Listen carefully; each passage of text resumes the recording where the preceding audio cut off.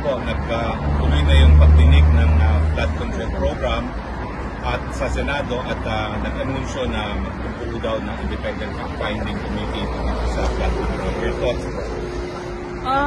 Well, sabi ko nga lagi, no, too little too late yung administration. Alam naman na natin yung problema na corruption sa flood control. Hindi lang sa administrasyon na ito, sa mga lahat ng mga dumaan na administrasyon, hindi lang sa administrasyon ni Pangulong Duterte. Alam na natin yan lahat. Naging mayor ako 2010. Meron ng issue ng flood control corruption. And mas worse lang sa atin ngayon dahil sinasabi ko nga, hindi lang naman flood control projects yung merong corruptions. As early as 2024,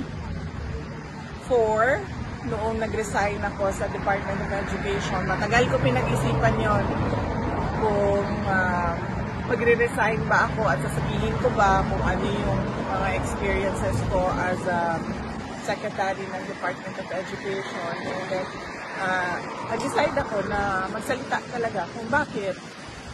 Sinabi ko nga, in-attach yung pinaghati-hatian ng members of the House of Representatives ang SBP, School Building Program budget ng Department of Education. At hindi lang yun, in-attach pa nila yung listahan doon sa House version ng GAM.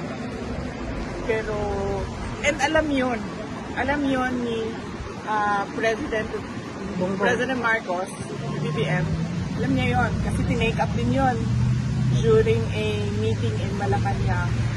Pero he looked the other way. So, magdududa ka kung bakit bigla ngayon ay merong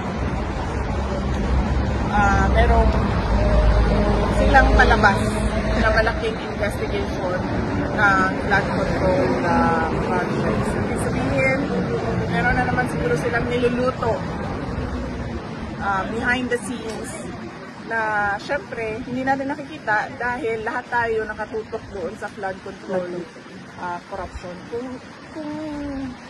Kung seryoso lang talaga ang presidente, tapos na yan, isang araw lang, matuturo niya lahat ng may kagagawan ng corruption sa budget.